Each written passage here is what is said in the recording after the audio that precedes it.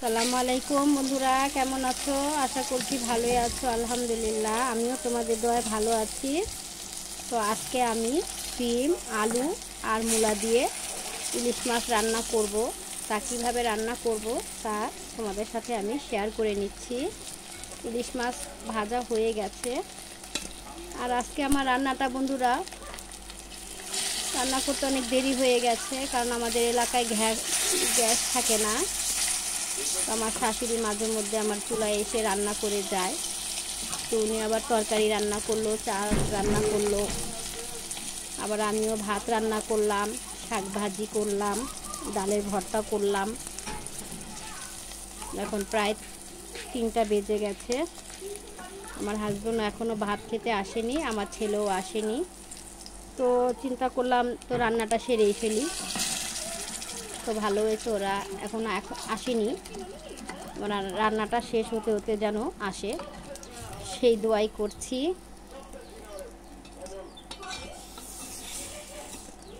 কারণ আসলে যদি ভাত না খেতে পারে তাহলে লাভ নেই।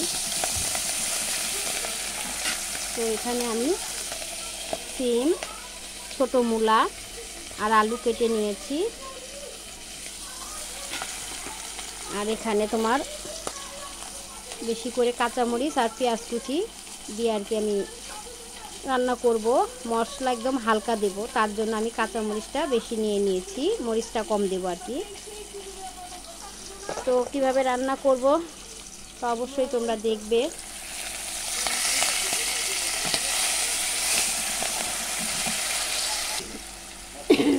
বেশি তেল দেব না, মাছ ভেজে যে তেলগুলো রয়ে গিয়েছে সেই তেলের মধ্যে আমি পেঁয়াজ কুচি, কাঁচামরিচগুলো দিয়ে দিলাম। এখন একটু হালকা ভাজবো। এখন দিয়ে দেব পরিমাণ মতো একটু লবণ,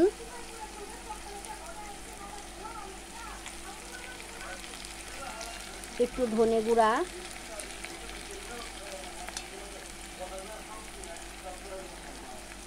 হলুদের গুঁড়া,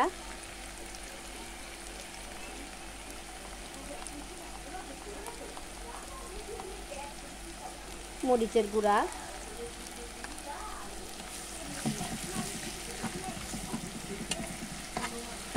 সবজিগুলো এখন দিয়ে দেব।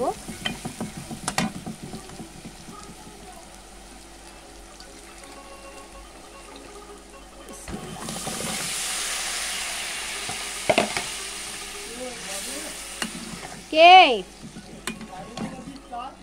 হ্যাঁ, ওই যে ওই ঘরে মজনু, ওই ঘরে ডাক দে।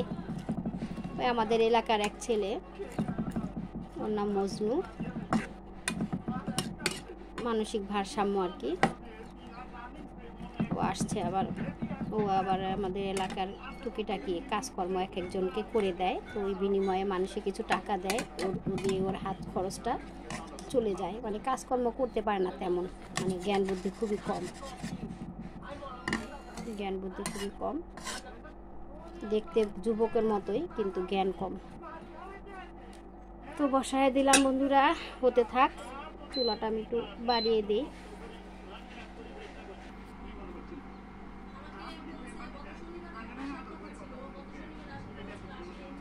কলমি শাক আর হেঁচি শাক আমি অফ ক্যামেরায় করে নিয়েছি, কারণ আমার মোবাইলে চার্জ ছিল না, তার জন্য আর কি অফ ক্যামেরা আমি করে নিলাম। কারণ মোবাইলের আশায় আমার থাকলে হবে না, সময় চলে যাচ্ছে। সময় তো কারোর জন্য অপেক্ষা করে না, তাই না বন্ধুরা? তো এখানে কলমি শাক আর হেঁচি শাক মিলিয়ে আমি ভাজি করে নিয়েছি। তো আজকে আমার দুপুরের এই খাবার কলমি শাক ভাজি, ডালের ভর্তা আর ইলিশ মাছের সিম আলুর মাখা ঝোল। মুখে কথা বেজে আসে বন্ধুরা, তোমরা মনে কিছু নিও না, বুঝছো? কারণ আমার কি বলবো, মানে পান খেলে জিভলাটা ভার হয়ে যায়। তো কয়েকদিন যাবত একটু পানটা একটু বেশি খাওয়া হচ্ছে, কারণ আমার মুখে রুচি একেবারেই চলে গেছে, ভালো লাগে না কোনো কিছু। সময়তে মনে করো আমি 3-4 বার খাবার খেয়ে ফেলি, আবার সময়তে মনে করো একবারও আমার খাওয়া হয় না। হ্যাঁ পলিথিন পলিথিন লাগবো দেখতেছি খারাপ। হ্যাঁ আমি ক্লান্ত।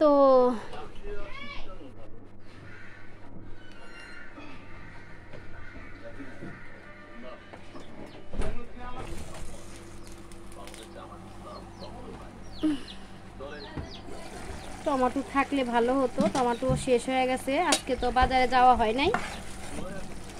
পরশু দিনকে আমার মা শরীর একদম অসুস্থ বন্ধুরা, যা বলার মতো না। তারপরও মনে করো বোঝা বাইয়া দুনিয়ার তরি তরকারি নিয়ে আসছে, বুঝছো, দুনিয়ার তরি তরকারি নিয়ে আসছে। ওই তরকারিগুলো এখনো খাচ্ছি। দোয়া করো আমার মায়ের জন্য। আমার মার শরীর অনেক অসুস্থ, যা বলার মতো না। উনি আবার হার্টের রোগী, হার্টের প্রচুর সমস্যা। তো ওনাকে আবার ডাক্তার দেখাতে হবে, টাকা পয়সার ব্যাপার স্যাপারও আছে। তো হাতে টাকা পয়সা আসলে মাকে নিয়ে একটু হাসপাতালে যাব, যে একটু ডাক্তার দেখাবো।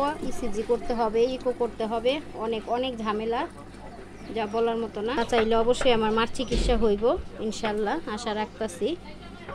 আল্লাহর কাছে আশা করে রাখছি ইনশাল্লাহ। আশা আমাকে আশা পূর্ণ করবো, কারণ এই দুনিয়াতে আমার মা ছাড়া কেউ নাই বন্ধুরা, জানো।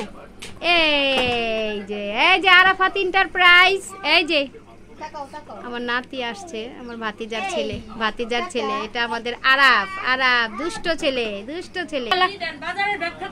বাজারে ডালের ভর্তা করছে, বুঝছো বন্ধুরা।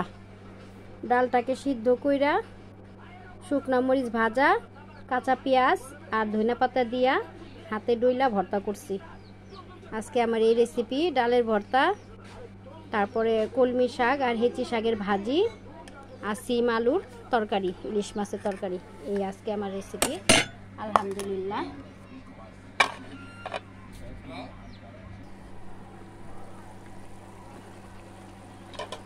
পরিমাণ মতো পানি দিয়ে দিয়েছি, ভালো মতো একটু সিদ্ধ হোক, কারণ মূলা সহজে গলে না। ছোট ছোট মূলা তো সহজে গলতে চায় না।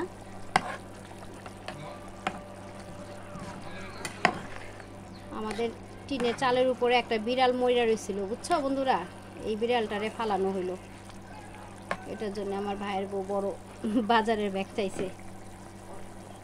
তো ছেলেটারে দিয়া বিড়ালটারে আর কি চালের থেকে বের করে ফালাই দেওয়ানো হইলো। তো দোয়া করো বন্ধুরা আমার মায়ের জন্য, তোমরা দোয়া করো। আমার মার শরীর অনেক অসুস্থ, যা বলার মতো না। তো হাসপাতালে যাইতে হইব, আমার মার চিকিৎসা করাইতে হইব। 2.5 মাস চলতেছে আর কি, 2.5 মাস চলতেছে। আমার ভাইটা মারা গেল 2.5 মাস। মা তো বুঝো না, সন্তান হারাইলে মায়েরা তো চিরকালই কান্দে। তো উনি তো মনে করো বড় ছেলে হারাইছে, তো ওনার ভিতরে যে কি কষ্টটা আমরা তো বুঝুম না, আমরা বুঝুম। তো গতকালকে রাত্রে আমার ভাইটাকে আমি স্বপ্নে দেখছি, বিশ্বাস করবা বন্ধুরা। গতকাল রাত্রে আমি মানে ফজর ওয়াক্তে আমি স্বপ্নটা দেখছি। দেখি কি জানো বন্ধুরা, দেখি আমার ভাইকে নিয়ে আমি কবরস্থানে বৈশা কথা বলতাছি। এই 2.5 মাসের মধ্যে আমি একবারও স্বপ্ন দেখি নাই। তো গতকালকে রাত্রে আমি আমার ভাইটাকে আমি স্বপ্নে দেখছি যে আমার ভাইটাকে আমি নিয়ে কবরস্থানে বৈশা কথা বলতাছি, হাসাহাসি করতেছি। তো যা দেখছি ভালোই দেখছি, আল্লাহ ভালো জানে। এই স্বপ্নের মাধ্যমে আল্লাহ আমাকে কি বুঝাইতে চাইছে আল্লাহ ভালো জানে। তো দোয়া করো বন্ধুরা, সকল কবরবাসীরা যাতে কবরে যাতে শান্তি মতো থাকতে পারে। আমরাও তো একদিন কবরবাসী হমু, তাই না বন্ধুরা।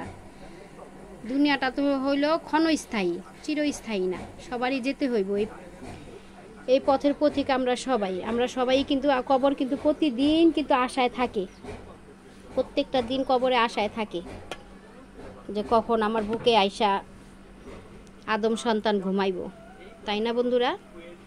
প্রতিদিন মনে করো মৃত্যুটাকে স্মরণ করা ভালো, কারণ আসছি আমাদের যাইতে হইবই, তাই না।